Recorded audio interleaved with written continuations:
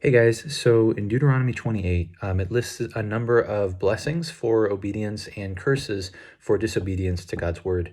And so in verse 1, it says, "And if you faithfully obey the voice of the Lord your God, being careful to do all his commandments that I command you today, the Lord your God will set you high above all the nations of the earth."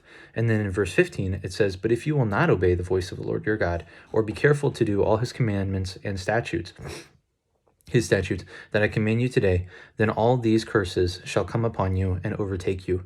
And so what's interesting is that you have 14 verses that list the blessings that'll come to the people of Israel if they obey God. And then you have 54 verses, which is almost more than 3 times as long, of actually it's almost 4 times, sorry, math. But you have, 54 verses of disobedience to God's law, right? And so that's a lot. And so I think God's trying to make it clear to them, like, if you disobey me, it will suck.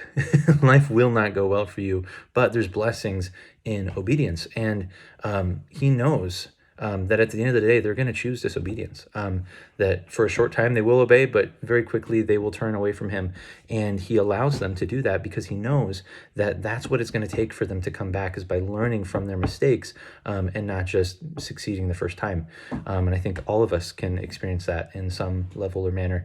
And what's amazing is that Jesus goes through and he does obey all of them perfectly. He perfectly obeys the law, and he allows us to reestablish our relationship with God. He cancels our debt, and he takes all of those curses listed upon himself on the cross so that we never have to. And that's why he's where the joy is.